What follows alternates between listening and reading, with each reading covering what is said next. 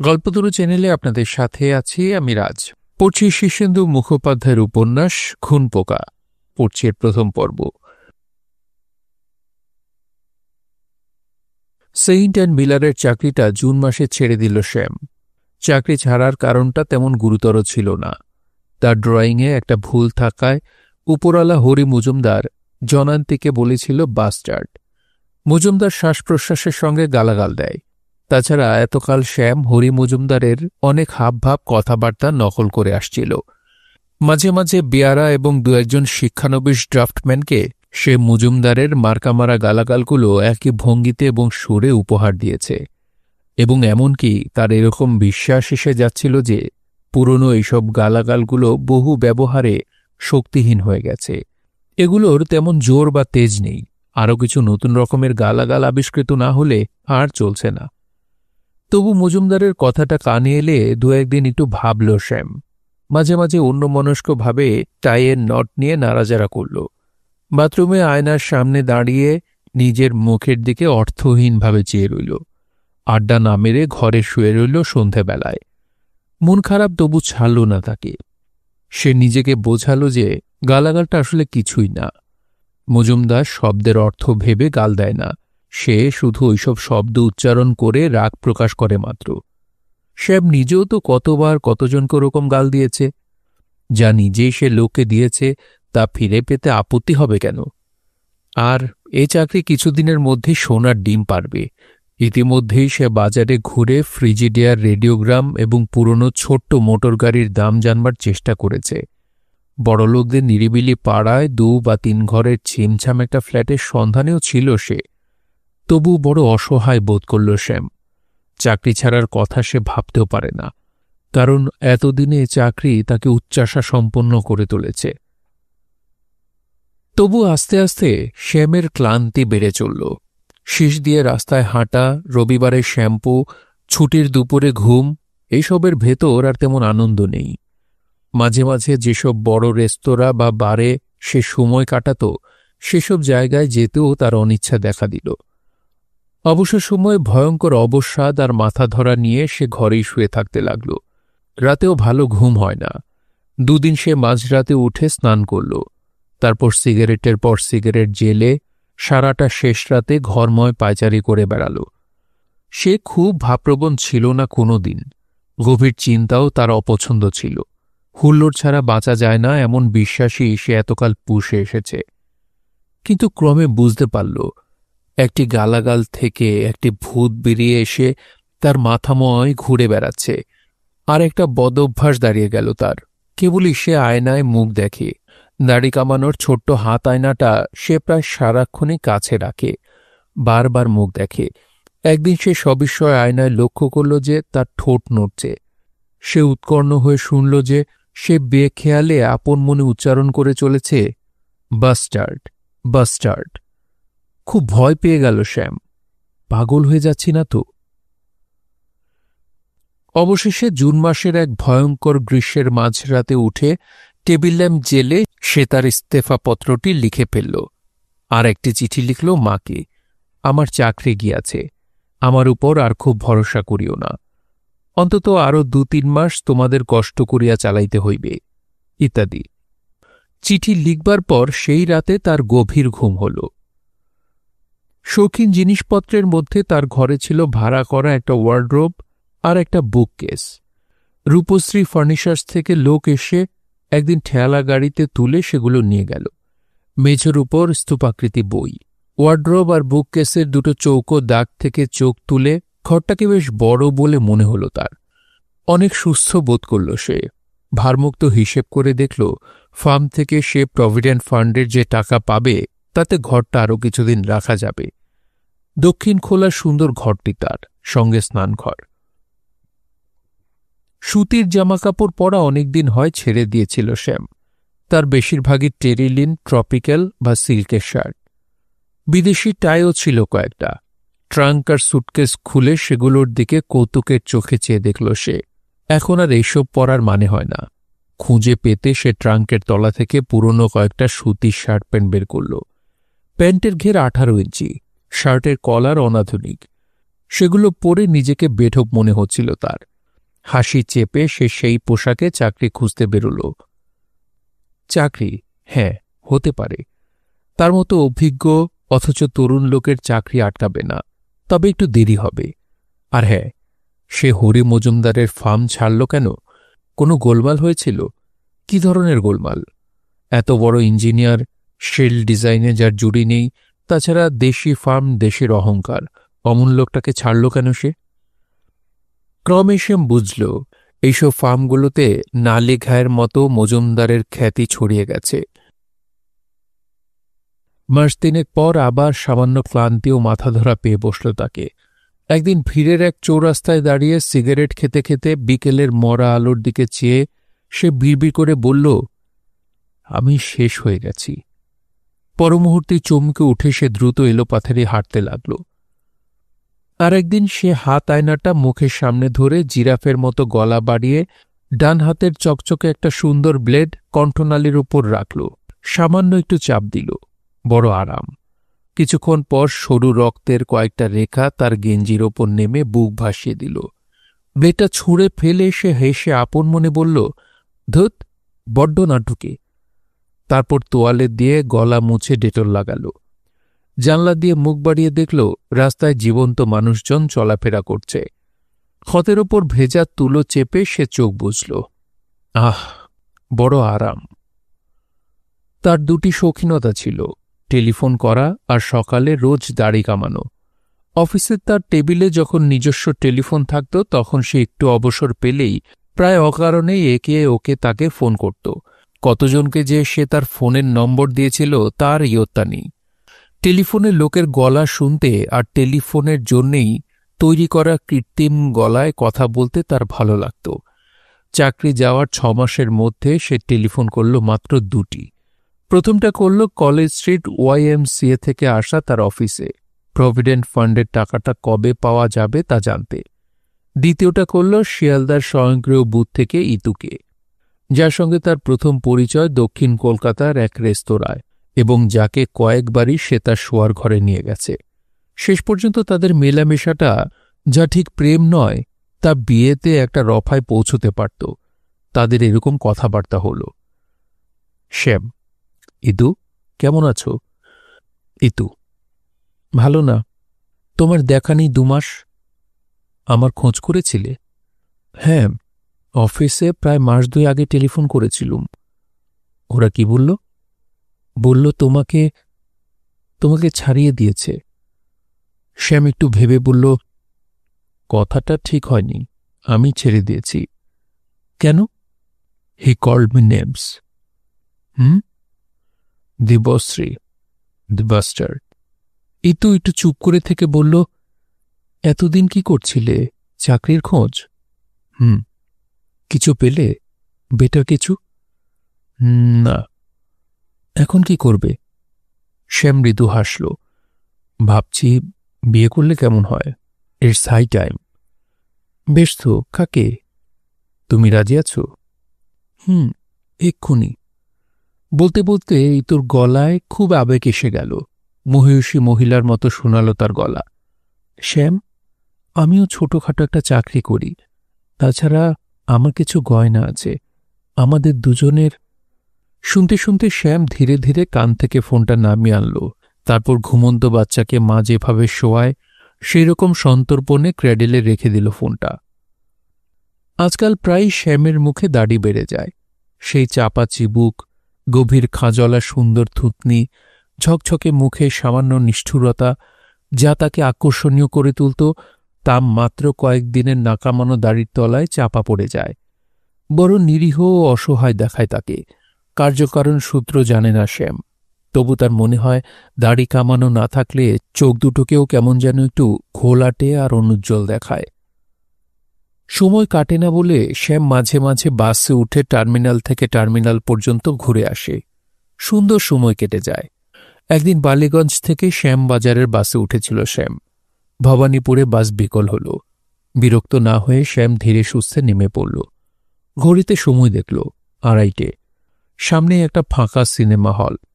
ছবির নামটাও পড়ল না শ্যাম। বাইরে রাখা ছবিগুলোর দিকে ফিরেও তাকাল না। টিকিট কেটে ঢুকে পড়ল। নিশ্চিত ফ্লপ, ছবি লোকে দেখছে না। আধো অন্ধকার হলের ভিতরে পা দিতেই একটি টর্চের আলো আর একটা ভূতরে হাত এগিয়ে আসে। নিশ্চিন্ত মনে টিকিটটার লোকটার হাতে গুঁজে দেয় শ্যাম। তারপর তার পিছু পিছু চলতে থাকে। সিট দেখিয়ে লোকটা ফিরে যাচ্ছিল। শ্যাম ডাকল, মানু মামা না? টর্চ হাতে লোকটা চমকে ফিরে তাকালো। আরে শ্যাম! এই সিনেমা হলেই যে মানু মামা কাজ করে তা শ্যাম বারবারই ভুলে যায়। মনে পড়ে বেশ কিছুদিন আগে বৃন্দা নামের একটি মেয়ের সঙ্গে এখানে ছবি দেখতে এসেছিল একদিন। মানু মামার কথা তার খেয়াল ছিল না। সেদিনও মানু মামা সিট দেখিয়ে দিয়েছিল। বুদ্ধিমান মানু মামা সেদিন তাকে চিনবার বা তার সঙ্গে কথা বলবার কোনো চেষ্টা করেনি। তবু সারাক্ষণ ভয়ে কাঁটা হয়েছিল শ্যাম। বিরক্ত হয়ে ভেবেছিল আর কোনোদিন এই হলে আসবে না। কিন্তু এখন আবার সে আধো অন্ধকারে টর্চ হাতে মানু মামার দিকে সহজ চোখে তাকিয়ে হেসে বলল, কেমন আছো মামু? তারপর কি ভেবে হঠাৎ অনভ্যাসজনিত দ্বিধা ত্যাগ করে নিচু হয়ে মানু মামাকে প্রণাম করল। অন্তত ২০ জন লোক এই দৃশ্য দেখল। খুশি হয়ে মানু মামা বলল, তোকে চেনাই যায় না, রোগা হয়ে গেছিস, গালে একগাল দাড়ি, কি হয়েছে? অমায়িক একটু হাসল শ্যাম। তারপর অবলীলায় বলল, গারদ থেকে বেরুলুম। মানু মামা চমকে ওঠে। কি গারদ? শ্যাম আস্তে করে বলে, পাগলা। মানু মামা একটু ইতস্তত করে, চাকরিটা? শ্যাম বলে গেছে। মানু মামা দরজার দিকে চেয়ে ব্যস্ত হয়ে বলল, তুই বস, আমি পরে এসে কথা বলে যাব। শ্যাম বসল এবং আপন মনে হাসল। মিথ্যেটুকুর জন্যে সামান্য ঘেন্না হচ্ছিল তার। তবু কে জানে, হয়তো মানু মামা খুশিই হল। আত্মীয় স্বজনদের সে বরাবর এড়িয়ে চলে, তারাও তাকে ঘাঁটায় না। তার কোনো অমঙ্গল ঘটলে এরা কেউ কেউ খুশি হতে পারে। ইন্টারভেলের পর হল অন্ধকার হয়ে গেল। সে একসময় চমকে উঠে টের পেল তার ডান হাতে কে যেন একটি ভর্তি ঠোঙা গুঁজে দিচ্ছে। চেয়ে দেখল বানু মামা। বাদাম চানাচুরের ঠোঙাটা তার হাতে গুঁজে দিয়ে সিটের পাশেই প্যাসেজে উবু হয়ে বসে হাসছে। সে তাকাতেই বলল, বড় ছেলে বিশুটাকে একদিন তোর কাছে পাঠাবো। ওর সঙ্গে আমাদের বাসায় চলে আসবি। আমাদের গাড়িয়ায় মস্ত বড় এক তান্ত্রিক আছেন, সব অসুখ সারিয়ে দেন, তোকে দেখিয়ে দেব। শ্যাম মৃদু হেসে বলল, দেখা যাবে। মানু মামা ভূতের মতোই হলের অন্ধকারে নিঃশব্দে মিলিয়ে গেল। শ্যাম গালের দাড়িতে হাত বোলায়। তার জামাকাপড় নোংরা, চোখ ঘোলাটে। কে জানে, হয়তো তার দুর্দশা দেখে মানু মামা খুশি হয়নি। কাজেই মানু মামার ভুলটা ভেঙে দেয়া দরকার মনে করে সে হঠাৎ ঘাড় ফিরিয়ে অন্ধকারে আন্দাজে মামু বলে ডাক দিল। সঙ্গে সঙ্গে পেছন থেকে তার কাঁধের উপর একখানা ভারী হাত এসে পড়ল। আস্তে দাদা।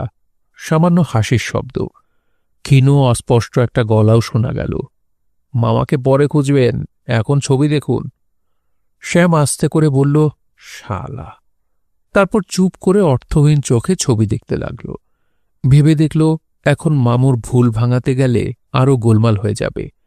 আরও ভেবে দেখল যে কয়েকদিনের মধ্যেই তার অনেক আত্মীয় স্বজন জেনে যাবে যে সে পাগল হয়ে গেছে বা গিয়েছিল। অন্ধকারে আপন মনে নিঃশব্দে হাসল শ্যাম। তারপর সিটের পেছনে মাথা হেলিয়ে আস্তে আস্তে ঘুমিয়ে পড়ল।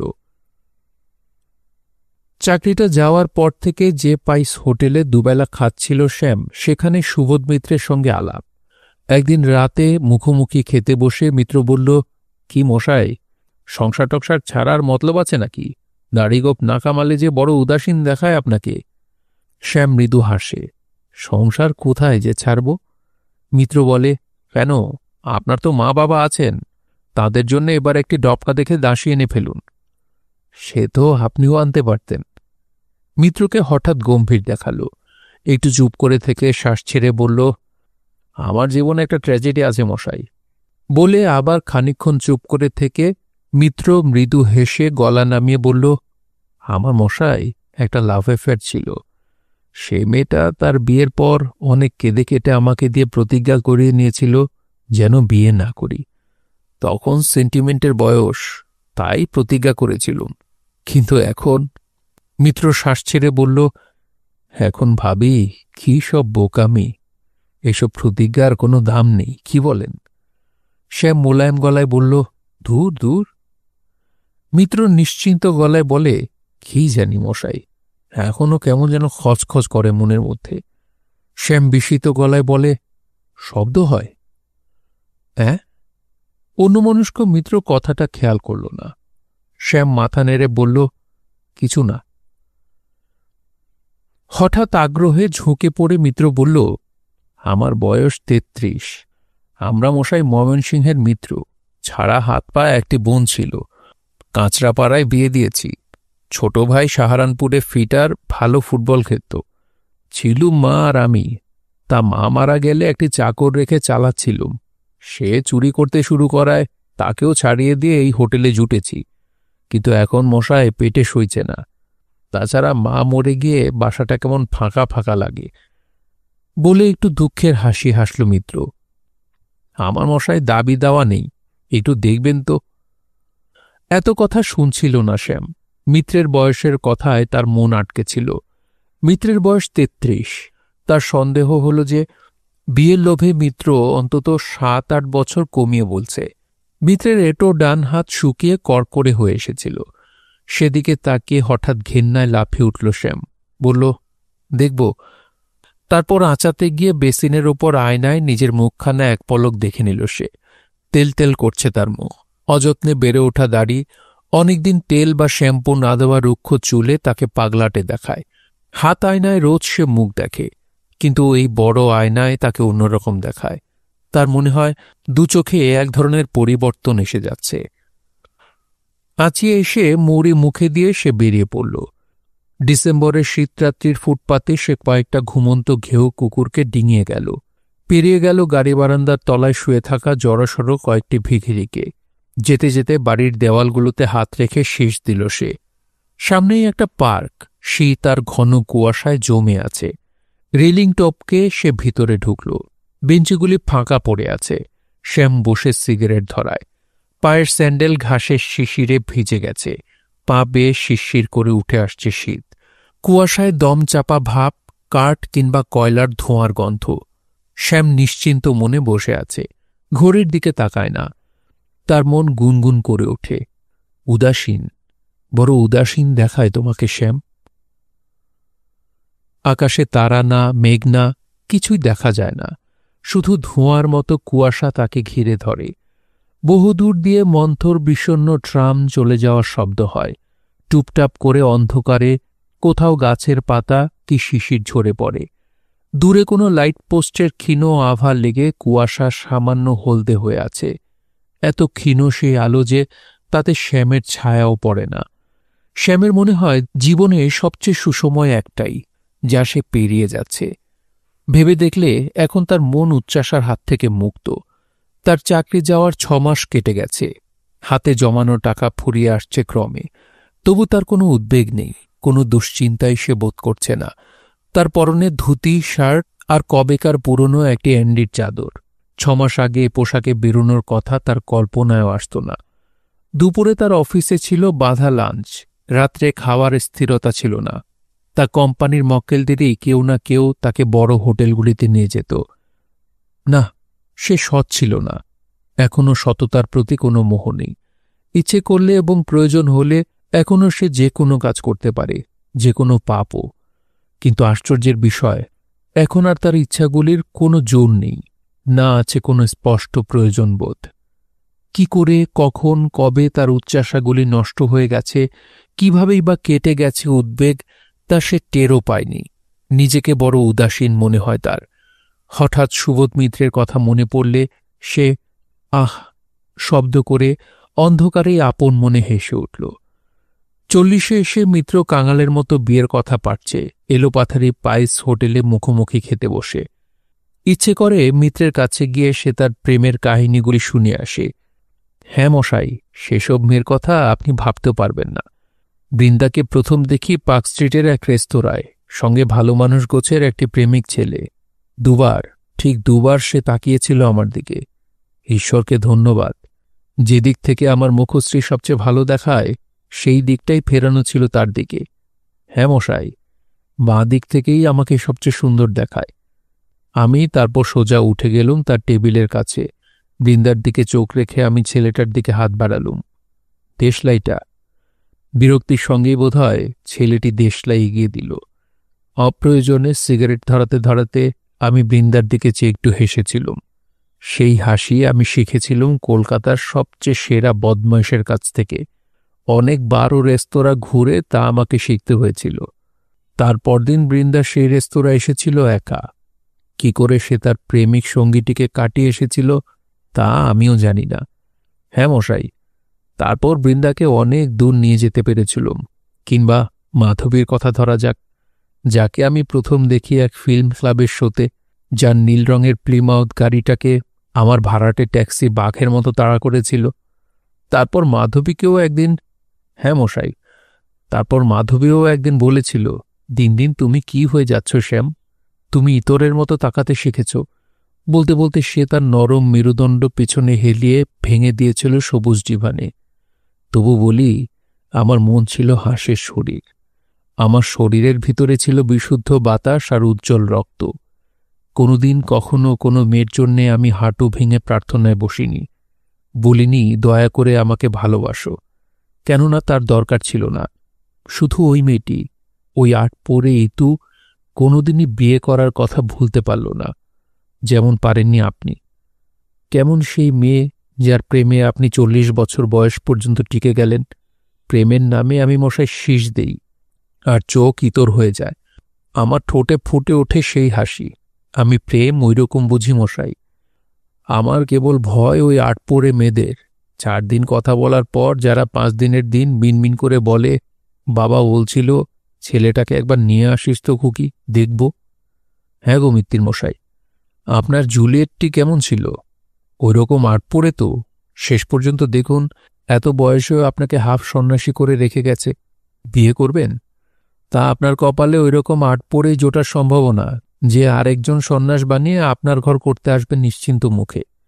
তার সেই প্রেমিকের স্মৃতি তার চন্দনের হাত বাক্স বা গোপন চিঠির মতো মাঝে মাঝে পানের বাটার সামনে বসে বা ছেলে মানুষ করতে করতে মনে মনে নেড়েচেড়ে দেখবে।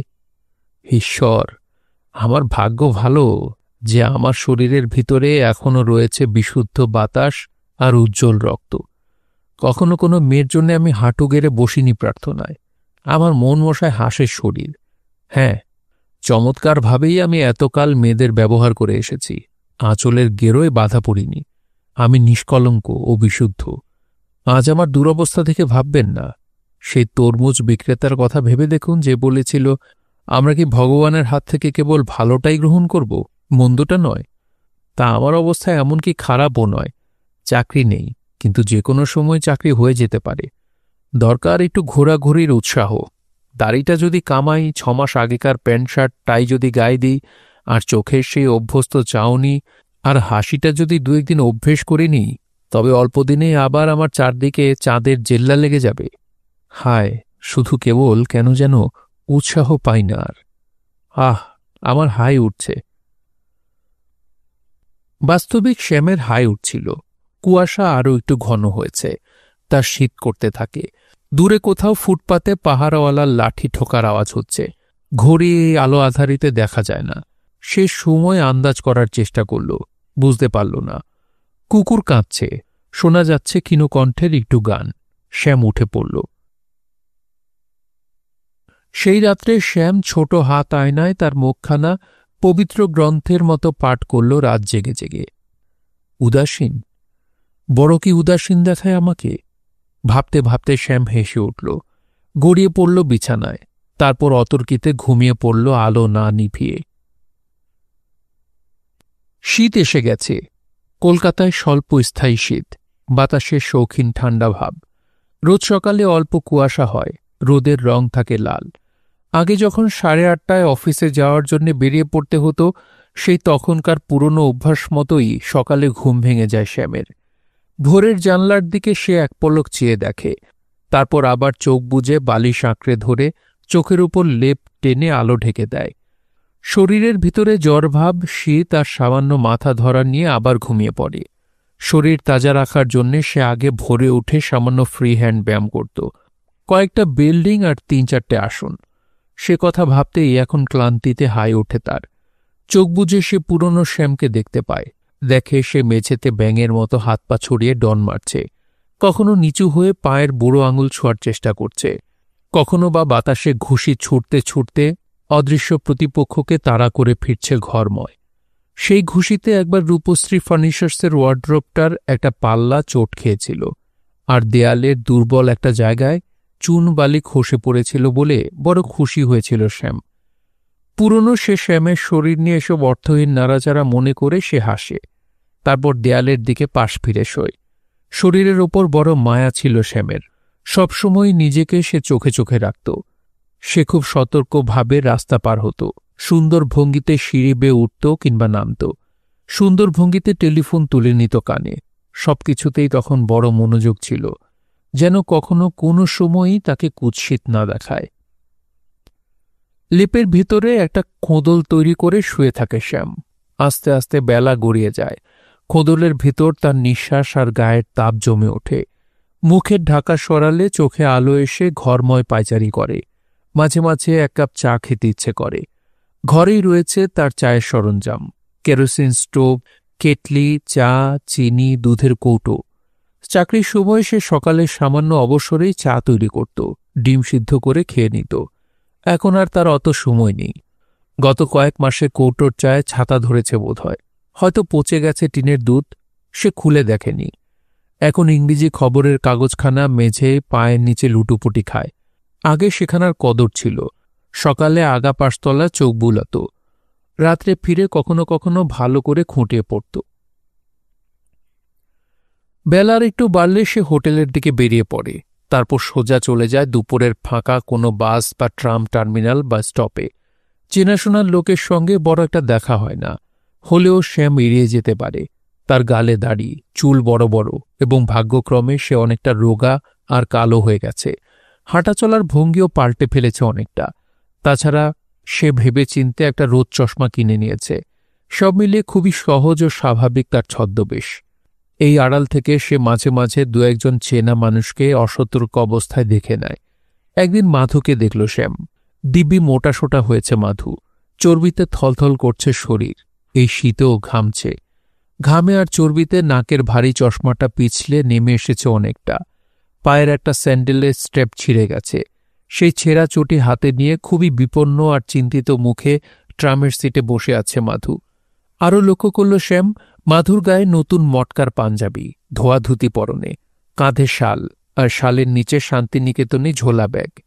বছরখানেক আগে যখন দেখা হতো তখন বাইরে মফস্বলের কোথাও মাস্টারি করত মাধু। তখন ওর মায়ের ক্যান্সার, প্রায়ই কলকাতায় ছোটাছুটি করতে হতো। শ্যামকে কতবার বলেছে মাধু, আমাকে কলকাতায় একটা চাকরি জুটিয়ে দে শ্যাম, মফস্বলে লাইফ নেই। তাছাড়া আমার মায়ের ক্যান্সার। বিশুষ্ক আর উদ্ভ্রান্ত দেখাতো মাধুকে, এড়িয়ে যেত শ্যাম। ভিতরে ভিতরে রড ধরে দাঁড়িয়ে বিকেলের ট্রামে মাধুকে শ্যামের সঙ্গে বন্ধুর মতো মিশতে পারত না, চাকর বাকরের মতো ব্যবহার করত। মৃদু হেসে তাই মাধুকে এড়িয়ে যেত শ্যাম। ভিড়ের ভিতর রড ধরে দাঁড়িয়ে বিকেলের ট্রামে মাধুকে ভালো করে লক্ষ্য করছিল শ্যাম। মাধুকে বেশ তৃপ্ত দেখাচ্ছিল, শুধু স্ট্রেপ ছেঁড়া চটিটার জন্যেই যা একটু চিন্তিত বোধ হয়। ধার দিয়ে শ্যামের মনে থাকে না, ধার নিয়েও নয়। কিন্তু আশ্চর্যের বিষয়, আজ তার হঠাৎ মনে পড়ে গেল মাধুর কাছে তার 2500 টাকা পাওনা আছে। মনে হচ্ছে মাধুর অবস্থা এখন ভালোই। মাধুর কাছে টাকাটা চেয়ে বসলে কেমন হয়? ভাবতেই হাসিতে গা শিরশির করে উঠল। এক ট্রাম ভিড়ের মধ্যে বেশ গলা ছেড়েই টাকাটার কথা বলা যাবে ভেবে ভিড়ের মধ্যে ঠেলে ঠুলে সামান্য এগিয়ে গিয়েছিল শ্যাম। হঠাৎ মাঝপথে থেমে সে নিঃশ্বাসের সঙ্গে গালাগাল দিল, শালা হারামি বিট্রিয়ার। কেননা মাধুর পাশে জানলার ধার ঘেঁষে বসে আছে সুন্দর কটকি ছাপের শাড়ি পরা অল্পবয়সী একটি বউ। মাধুর বউ সন্দেহ নেই। ভিড়ে এতক্ষণ বউটি আড়াল ছিল। জানলার কাঠে কুনুয়ের ভর, হাতের চেটোয় রেখেছে মুখ, সে মুখ জানলার দিকে ফেরানো। শ্যাম গলা বাড়িয়ে দেখছিল, খেয়াল ছিল না তার খোঁচা দাড়ির ঘষা লাগলো মোটা মতো একটা লোকের ঘাড়ে। লোকটা মুখ ফিরিয়ে নীরবে চোখ দিয়ে একটা ধমক দিলে শ্যাম সামান্য পিছিয়ে আসে। বস্তুত মাধুর মাঝে আর বেঁচে নেই তা মাধুর তপ্ত মুখ চোখ দেখেই বোঝা যাচ্ছিল। আর ওই বউটা বোধহয় মাধুর মায়ের শেষ ইচ্ছে। ছেলের বউ না দেখে মরবেন না, এরকম একটা বায়না ধরেছিলেন বলেই বোধহয় মাধু তাড়াহুড়ো করে বিয়েটা করে ফেলেছে। নইলে ওর যা রোজগার তাতে বিয়ে করার কথা নয়। অবশ্য মা মরে গিয়ে থাকলে এখন মাধুর খরচ কিছুটা বাঁচবে। কে জানে, হয়তো মা মরে যাবে হিসেব করেই সামান্য ঝুঁকি নিয়ে বিয়েটা করেছে ও। শ্যাম আবার মনে মনে বলল, শালা বিট্রিয়ার।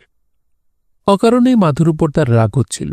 ঠান্ডা মাথায় সে ভেবে দেখল, এখন মাধুকে দুভাবে বিপদে ফেলা যায়। সোজার কাছে গিয়ে বলা যায়, আরে মাধু। ভীষণ চমকে উঠে তাকে দেখে অস্বস্তির হাসি হাসবে মাধু। ম্যাম, ইস, তোকে চেনাই যায় না। তারপর তুই একটু বুটিয়েছিস বলেই হেসে চোখের ইঙ্গিত করবে শ্যাম। বউটিকে দেখিয়ে ভ্রু নাচাবে। কে? এহে, তোকে খবর দিইনি বুঝি? এ হচ্ছে মাধুরী, আমার বউ। তারপর প্রায় জলে পড়ে গিয়ে বউয়ের দিকে মুখ নামিয়ে বলবে, মাধুরী, এই শ্যাম আমার বন্ধু, এর কথা। তারপর শ্যামের দিকে ফিরে বলবে, তোর অফিসে কিন্তু খবর দিতে গিয়েছিলাম, ওরা বলল তোর চাকরি গেছে। ব্যাস, ওইটুকুতেই শ্যাম ওকে অপমান করার যথেষ্ট কারণ পেয়ে যাবে। সকলের সামনে ও তার চাকরি যাওয়ার কথা কেন বলল? তখন সে মৃদু হেসে বলবে, হ্যাঁ গেছে, বড় কষ্টে আছি রে ভাই। তারপর গলা সামান্য খাটো করে শ্যাম এমনভাবে যেন বউটি এবং কাছাকাছি কয়েকজন শুনতে পায়, মাধু, তোর কাছে যে টাকাটা পাওনা আছে। মাধু বিপন্ন মুখে, কোনটা বলতো? ওই যে বেশালা, গত শীতে এক রাতে মাল খাবি বলে নিয়েছিলি, মনে নেই? বলতে বলতে শ্যাম লক্ষ্য করবে বউটি নড়ে উঠল একটু। মাধু ভীষণ ভয় পেয়ে বলবে, আমি? হ্যাঁ রে শালা, এক শনিবার তুই রেসের মাঠে ৬৫ টাকা হেরে গেলি, পবন নন্দন আর টিটানির ওপর ডাবল ধরেছিলি, মনে নেই? তারপর খালাসি টোলা। জীবনে মদ খেয়েছে মাধু এমন মনে হয় না। তবু শ্যাম জানে এসব কথা চাপা দেওয়ার জন্যেই কাষ্ঠ হাসি হেসে মাধু বলবে, ও হ্যাঁ হ্যাঁ, শ্যাম কি রোগা হয়ে গেছিস, একদিন আয় না, কলকাতাতেই বাসা করেছি এখন, এখানেই চাকরি। সঙ্গে সঙ্গে শ্যাম বলবে, যাব, ঠিকানাটা? বিমর্ষ মুখে মাধু ঠিকানা বলে যাবে। বলবে, টিউশনির জ্বালায় ঘরে থাকা যায় না রে, ছুটির দিনে আসিস, আগে খবর দিবি, নইলে সিনেমা টিনেমায় হয়তো গেলুম। বস্তুত ঠিকানা দিয়ে মাধু আর এক ধরনের বিপদে পড়বে, মৃদু বিষের মতো সেই বিপদ। কেননা মাধু দেখেছে কেমন কর্তৃত্বের সঙ্গে অনায়াসে মেয়েদের ব্যবহার করে শ্যাম। তাছাড়া শ্যামের না আছে বাজবিচার, না আছে ধর্মবোধ। ঠিকানা দিয়ে তার সেই ভয় হয়ে যাবে। সেক্ষেত্রে বউটি ঠিকঠাক সতী হলেও কোনো লাভ নেই। বউকে বিশ্বাস করবে এমন মনের জোর মাধুর কোথায়? এসব কথা ভাবতে ভাবতে হঠাৎ আপন মনে হেসে উঠল শ্যাম। কাছাকাছি লোকেরা তার দিকে চেয়ে দেখল। মাধু নেমে গেল কালীঘাটে। গোয়ালন্দের স্টিমারের মতো ভিড় ঠেলতে ঠেলতে এক হাতে সসংকোচে ধরে থাকা ছেঁড়া চটি, পিছনে বউ। তার দিকে ফিরেও তাকাল না। বউটির ঘোমটার পার শ্যামের থুতনি ছুঁয়ে গেল। নেমে দাঁড়াতে একটু গলা বাড়িয়ে দেখল শ্যাম বউটা মাধুর সমান লম্বা। স্টপ ছেড়ে যাচ্ছে ট্রাম। এ সময় শ্যামের মনে হল একটা কিছু করলে হতো। তার সামান্য আফসোস হচ্ছিল। তার গা ঘেঁষে দাঁড়িয়ে সেই মোটা লোকটা। শ্যামের ইচ্ছে হচ্ছিল তার ঘাড়ে আরেকবার দাড়ি ঘষে দেয়। তারপর একসময় সে মনে মনে মাধুকে মুক্তি দিয়ে বলল, তুই আরও সুখী হয়ে যা মাধু, তুই আরও মোটা হয়ে যা, তোকে ২৫ টাকা ছেড়ে দিলুম, আশীর্বাদ করছি, তোকে যেন বেশি হাঁটতে না হয়, যেন কাছাকাছি তুই একটা মুচি পেয়ে যাস। মনে মনে এই কথা বলে খুব তৃপ্তি পেল শ্যাম। আরেকদিন হঠাৎ ডাবল ডেকারে কলেজ স্ট্রিট পেরিয়ে যেতে যেতে দোতলা থেকে শ্যাম এক ঝলক দেখতে পেল আরপুলির লেনের মুখে দেয়ালে ঠেস দিয়ে মিনু দাঁড়িয়ে আছে। গায়ে একটা শিয়াল রঙের পুলো আফার, পরনে কালো চাপা একটা প্যান্ট, পায়ে হকি বুট, বুকের ওপর আড়াআড়ি হাত, একটা হাঁটু ভাঁজ করা, পা পিছনের দেয়ালে তোলা। মাথা নিচু করে দাঁড়িয়ে আছে মিনু। হঠাৎ দেখলে মনে হয় ঘুমিয়ে আছে, কিন্তু শ্যাম জানে মুহূর্তেই ওই ভঙ্গি মিনু বদলে ফেলতে পারে। শরীরের ভাঁজ খুলে যখন সোজা হয়ে দাঁড়ায় তখন তার কালো লম্বা চেহারাটা লকলক করে ওঠে। এক ঝলক মিনুকে ওইভাবে দেখে শ্যামের মন মিনু বলে চেঁচিয়ে উঠেছিল। নামবার জন্য সে তাড়াতাড়ি উঠতে যাচ্ছিল। তারপর দেখল বাসে বেজায় ভিড়। নামতে নামতে সে আরও ২টো স্টপ ছাড়িয়ে যাবে। তারপর পিছু হটে এসেও যে মিনুকে ওইখানে পাওয়া যাবেই তার কোনো স্থিরতা নেই। তাছাড়া দেখা হলেও সবসময় লাভ হয় না। হাতে কাজ থাকলে তাকে চিনবেই না মিনু। অল্প একটু হেসে হয়তো বলবে, আরে শ্যাম, আজ তুই কেটে পড়, আমার কাজ আছে। কি কাজ? মাথায় সামান্য আঙুল চালিয়ে ঠান্ডা গলায় বলবে মিনু, ঝামেলা হবে এক্ষুনি, তুই কেটে পড়। এসব কথা যখন বলে মিনু, তখন তার গলার স্বরে এক ধরনের চমক লক্ষ্য করছে শ্যাম। হঠাৎ মনে হয় মিনুর গলায় মাইক্রোফোন লাগানো আছে। স্বর খুব উঁচু নয়, তবু মনে হয় তা খুব গভীর কুয়োর ভেতর থেকে আসছে। ওই স্বর শুনে যে কোনো লোকের বুকের ভেতর গুড়গুড় করে উঠতে পারে। মিনুর সঙ্গে একবার দেখা বছর ৮-১০ আগে। তখন শ্যাম ছোট্ট একটা কোম্পানিতে ২০০ টাকার একটা সামান্য কাজ করে। ১ তারিখে মাইনে পেয়ে সে ভিড়ের বাসের দরজায় ঝুলে ফিরছিল।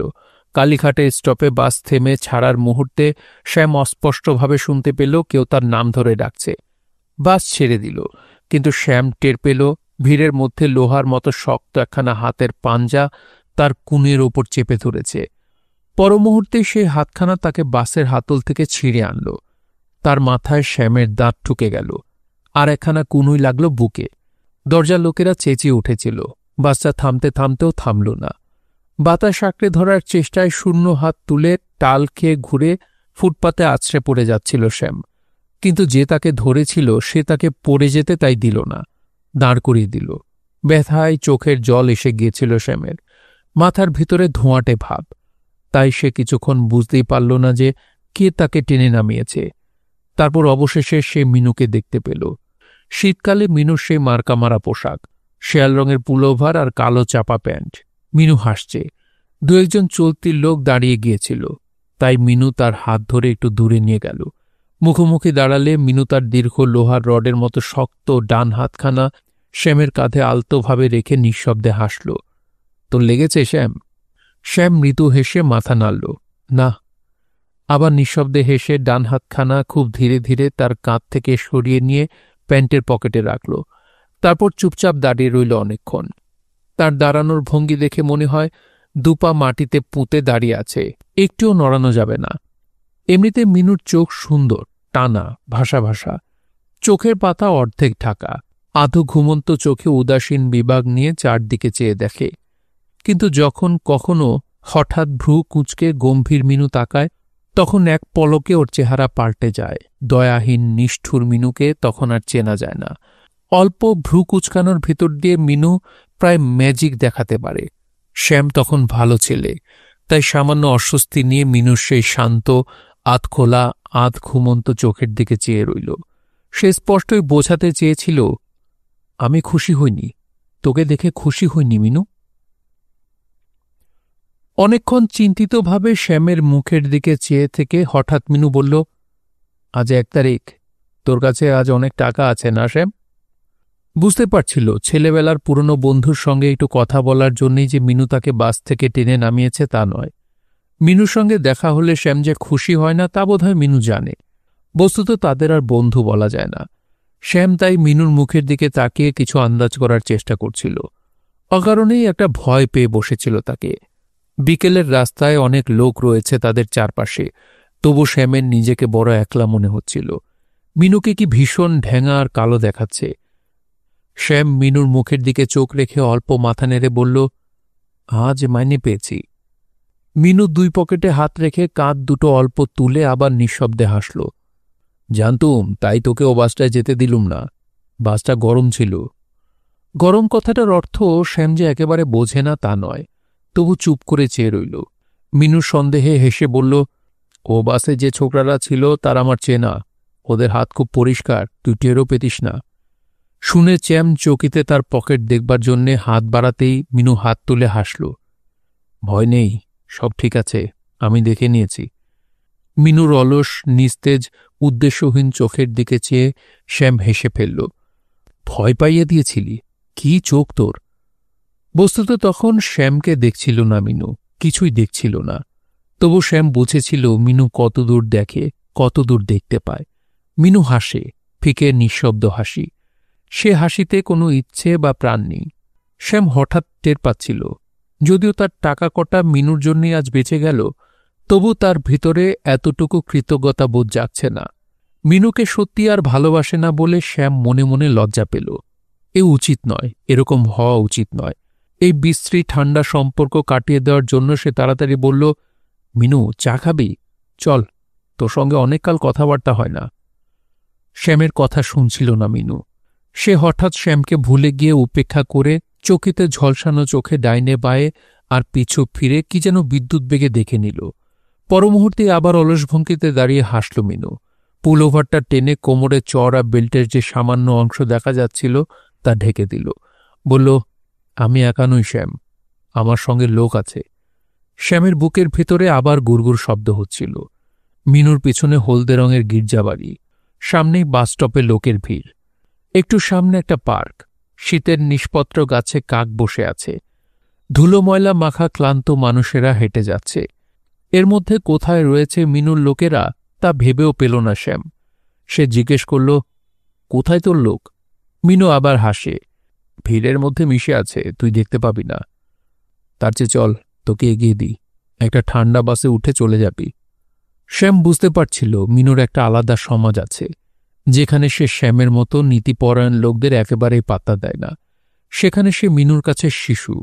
ছেলেবেলায় মিনুর সঙ্গে তার কত গোপন কথার অংশীদারি ছিল, আর এতদিনে তার এবং এই প্রায় অচেনা মিনুরও আরও কত গোপন কথা তৈরি হয়ে গেছে, যার খবর কেউই আর রাখে না।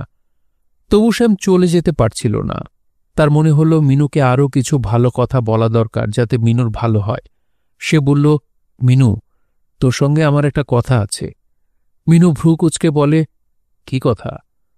শ্যাম বেকারহীন গলায় বলে, আছে। মিনু ওর দুটি চোখের গভীর পর্যন্ত দেখি নিয়ে বলল, ঠিক আছে, একদিন তোর বাসায় যাব, মাংস রাঁধব দুজনে, তারপর সারা দুপুর তোর কথা শোনা যাবে। শ্যাম মিনুকে দেখছিল না। সে লক্ষ্য করল অদূরে রাস্তার মোড়ে গির্জার বাইরে রেলিংয়ে ঠেস দিয়ে দাঁড়িয়ে দুজন লোক পাশাপাশি। তারা একবারও মিনু বা তার দিকে তাকাল না, চোখে রাস্তার দিকে চেয়ে রইল। তাদের পরনে সাধারণ ধুতি আর শার্ট, শার্টের হাতা গোটানো। হঠাৎ দেখে কিছুই মনে হয় না, সাধারণ চেহারার দুটি লোক, কিন্তু কেন যেন ওদের কোথাও মিল আছে। ওদের ওই অলস ভঙ্গি লোককে দেখানোর জন্য। আসলে কোনো কাজে ওরা ভয়ঙ্কর রকমের নিপুণ। হঠাৎ শ্যাম মিনুর দিকে চেয়ে হাসল। তোর সঙ্গে কজন লোক মিনু? ওই দুজন তো, বলে আঙুল তুলে লোক দুটোকে দেখায় শ্যাম। তড়িৎ গতিতে মিনু তার দীর্ঘ শক্ত হাতে শ্যামের হাত টেনে সরিয়ে দিয়ে বলে, আঙুল দেখাস না। সামান্য চঞ্চল দেখায় মিনুকে, তবু সে মুখে হাসি টেনে বলে, ওই দুজন, আরও 4 জন আছে। তোর বেশ চোখ আছে শ্যাম, কিন্তু এবার তুই বাড়ি যা। শ্যাম সামান্য মজা পেয়ে হেসে উঠে বলল, দাঁড়া মিনু। তারপর যেন মিনুর দেওয়া কোনো ধাঁধার উত্তর খুঁজছে ঠিক এভাবে সাবধানে চারদিকে তাকাতে তাকাতে বলে, আরও 4 জনকে আমি ঠিক খুঁজে বের করব। মিনু শক্ত হাতে তার কাঁধ ধরে বলল, তোকে খুঁজতে হবে না, আমার সঙ্গে একটু হেঁটে আয়, দেখিয়ে দিচ্ছি। বলে তার দিকে পিছু ফিরে মিনু হেঁটে যেতে লাগল দীর্ঘ শ্লথ পায়ে। শ্যাম পিছু নিল। 2-4 পা হেঁটেই মিনু দাঁড়াল। পিছু ফিরে শ্যামকে বলল, দেখ। শ্যাম মিনুর পাশে এসে দাঁড়িয়ে বলল, কোথায়? মিনু মাথা হেলিয়ে রাস্তার ওপারে ফুটপাতটা দেখিয়ে বলল, ও পাশে চায়ের দোকানটার সামনে দেখ, 2 ছেলে দাঁড়িয়ে আছে। একজন বেটে, গায়ে সুরকি রঙের পুলোভার, প্যান্টের পকেটে হাত। অন্যজন লম্বা চওড়া স্বাস্থ্যবান, গায়ে গোল গলা গেঞ্জি, পরনে আমার মতো কালো প্যান্ট। শ্যাম আস্তে আস্তে বুঝতে পারে বিশেষ কারো জন্যে এই ফাঁদ পাতা হয়েছে। তার হাত পা অবশ হয়ে আসে, তবু প্রাণপণে নিজের গলার স্বর স্বাভাবিক রেখে বলল, আর 2 জন? মিনু লম্বা মাপা পায়ে সরে গেল। এদিকায়। যেভাবে লোকে নিজের ঘরবাড়ি নতুন অতিথিকে দেখায়, তেমন স্বাভাবিক ভঙ্গি তার। পার্কটার কাছাকাছি এসে দাঁড়িয়ে মিনু দেখালো পার্কের গায়ে একটা গলি। নিঃশব্দে আবার হাসে মিনু। যাকে ধরা হচ্ছে আজ, সে ওই গলিতে থাকে। গলির মুখে দেখ একটা ট্যাক্সি, মিটার ডাউন করা, পিছনের সিটে একজন, তাকে এখান থেকে ভালো দেখা যাচ্ছে না। গভীর শ্বাস টেনে শ্যাম বলে, আরেকজন? মিনু মাথা নাড়ে, আরেকজন এখানে নেই, সে আমাদের মক্কেলকে নিয়ে আসতে গেছে, ভুলিয়ে ভালিয়ে আনবে। শ্যামের মাথার ভেতরটা ধোঁয়াটে লাগে, থরথর করে কাঁপে তার পা। মনে হয় এখানে এই ভিড়ের মধ্যে মিনু অলক্ষ্যে এক স্টেজ খাড়া করেছে, যেখানে এক্ষুনি একটা নাটক হবে, কিংবা নাটকও নয়, কেননা মিনুর এইসব ব্যাপার নিশ্চিত কিছু সত্যিকারের রক্তপাত ঘটে যায়। তবু কাষ্ঠ হাসি হেসে সে বলে, মিনু, তোরা কাকে ধরছিস? মিনু হাসে না আর, তার ভ্রু সামান্য কোঁচকানো, তীব্র চোখ, তবু তাকে এই মুহূর্তে খুব ভয়ঙ্কর দেখায় না। যেন খানিকটা অসহায়ের মতো ঠোঁট উল্টে বলে, কি জানি, তাকে চিনিও না। শ্যাম যেন আপন মনেই নিজেকে প্রশ্ন করে, তবে মিনু তার কপালের ওপর একটা চুলের ঘুরলি আঙুলে জড়ায়। কেমন অন্যমনস্ক এবং আবার উদাসীন দেখায় তাকে। কিছুক্ষণ পরে সে শ্যামের দিকে চেয়ে বলে, বাড়ি যা শ্যাম, আবার দেখা হবে। শ্যাম কোনো কথা না বলে মিনুর দিকে পেছন ফিরে হাঁটতে থাকে। কিছু দূর গিয়ে কেমন চমকে সে ফিরে তাকায়। মিনু তার দিকে চেয়ে আছে, অস্বস্তির চোখ। শ্যাম ফিরে আসে আবার। মিনু, এই দুজন তোর বন্ধু? যেন বা সে প্রশ্ন করতে চায়, এই দুজন মিনুর কেমন বন্ধু? যেমন বন্ধু সে একদিন মিনুর ছিল। মিনু সকৌতুকে তার দিকে চেয়ে দেখে, তারপর মাথা নেড়ে জানায়, হ্যাঁ। শ্যামের কেমন বমি বমি করছিল। সবকিছু ভালো করে লক্ষ্য করার মতো মনের অবস্থা ছিল না। তবু সে লক্ষ্য করল মিনুর মুখে চোখে একটা অসহায় দ্বিধার ভাব। শ্যাম মাথা নেড়ে মিনুকে জানালো যে সে বুঝতে পেরেছে। তারপর বলল, আচ্ছা মিনু, চলি। মিনু আস্তে মাথা নাড়ে, আচ্ছা। শ্যাম বলে, তাহলে একদিন আসছিস তো? ছুটির দিনে আসিস? মিনু মাথা নাড়ে আবার, হ্যাঁ। তারপর হেসে ঠাট্টার ছলে বলে, যদি ততদিন থাকি। এই কথাটুকুই যেন ধাক্কা দিয়ে শ্যামকে মিনুর কাছ থেকে সরিয়ে দেয়। সে দ্রুত বাস স্টপের দিকে হাঁটতে থাকে, পিছু ফিরে আর তাকায় না। গির্জার রেলিংয়ের গায়ে হেলান দিয়ে সেই রকম উদাসীন ভঙ্গিতেই লোক দুটো দাঁড়িয়ে আছে। তারা দুজনেই অবহেলার চোখে শ্যামকে এক পলক দেখে নেয়। শ্যাম তাদের দিক থেকে মুখ ফিরিয়ে নেয়। বাস স্টপে এসে দাঁড়ায় গা ঘেঁষা একপাল লোকের ভিড়ের মধ্যে। শীত নেই তেমন, তবু শ্যামের হাত পা ঘাড়ে কেমন ঠান্ডা লাগছিল। বুকের ভিতরে সেই দূর দূর শব্দ, কে যেন দৌড়ে যাচ্ছে, কে যেন পালিয়ে যাচ্ছে বুকের ভিতরে। তার শ্বাসকষ্ট হতে থাকে। তখন মাঝে মাঝে শ্যামের এরকম হতো। বুক কাঁপা তার পুরনো রোগ। বাস স্টপের ভিড়, পিছনে দোকানের আলো, ডান দিকে বাঁদিকে কয়েকটা মেরমেরে গাছ, সবকিছুই বড় নিষ্প্রাণ। এই তো একটু আগে সে অফিস থেকে বেরিয়েছে, ভিড়ে ঠেলাঠেলি করে বাসে উঠেছে। তারপর মিনু তাকে টেনে নামালো। ততক্ষণ পর্যন্ত সবকিছু স্বাভাবিক ছিল, কিন্তু এখন হাতে পায়ে জড়ানো শীত, কাঁপা বুক আর অনিশ্চিত একটা উদ্বেগের ভিতরে দাঁড়িয়ে থেকে তার হঠাৎ মনে হচ্ছিল বাস্তবিক এ শহর তার চেনা নয়, যেমন তার চেনা নয় তার ছেলেবেলার বন্ধু কিংবা তার দুজন সঙ্গী। মিনুর জন্যেই সেদিনকার বিকেলটা তার বিষাদ হয়ে গিয়েছিল। বাসে উঠবার পরও সে সতর্ক হবার চেষ্টা করেনি। হ্যান্ডেল ধরে ঝুলছিল, টের পাচ্ছিল তাকে ঘিরে অনেক হাত। কোনটার কোন উদ্দেশ্য তা বুঝবার চেষ্টাও করেনি সে। তারপর অনেকদিন ভিড়ের ভেতরে সন্ত্রস্ত চোখে সে চেয়ে থেকেছে। মনে হয়েছে এদের ভিতরে রুক্ষ চেহারার দয়াহীন কিছু লোক গা ঢাকা দিয়ে ধারালো কঠিন চোখে তাকে লক্ষ্য রাখছে। দৌড় দৌড়!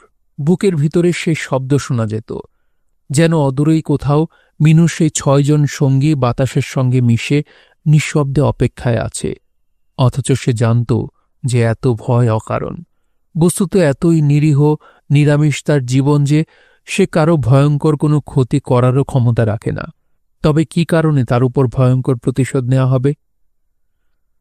২৩-২৪ বছর বয়সের সেই ভীতু অথচ দয়ালু শ্যামের সঙ্গে কারো কোনোদিনই আর দেখা হবে না। মনে পড়তেই শ্যাম নিজেও মৃদু একটু হাসল। স্টেট বাসের জানলা দিয়ে বাইরে তাকিয়ে সে ভিড়ের মধ্যে যেন সেই শ্যামকে হেঁটে যেতে দেখল শ্যাম মোড়ের ভিখিরির বাটিতে ফেলে দিচ্ছে ১-২ পয়সা। ঠনঠনে পেরিয়ে যাওয়ার সময় সবার অলক্ষ্যে একটু মাথা নিচু করে দ্রুত একবার হাত দুটো জোর করেই সরিয়ে নিচ্ছে। কিংবা বাসের দরজায় ধরা পড়েছে পকেটমার, সেই ভিড় থেকে দ্রুত পায়ে পালিয়ে যাচ্ছে নিরাপদ গলির মধ্যে। ভাবতে ভাবতে শ্যাম মৃদু হেসে মনে মনে বলল, ও শ্যাম, দি কাইন্ড হার্টেড। শুনছিলেন শীর্ষেন্দু মুখোপাধ্যায়ের উপন্যাস ঘুনপোকা। পড়ছিলাম এর প্রথম পর্ব। উপন্যাসটি শুনতে আপনাদের কাছে কেমন লাগছে তা অবশ্যই কমেন্ট করে আমাদেরকে জানাতে পারেন। ভালো লাগলে একটি লাইক করবেন, চ্যানেল শেয়ার করে অন্যকে শোনার সুযোগ করে দিতে পারেন। সবাই ভালো থাকবেন, সুস্থ থাকবেন এবং গল্পতরুর সঙ্গেই থাকবেন। ধন্যবাদ।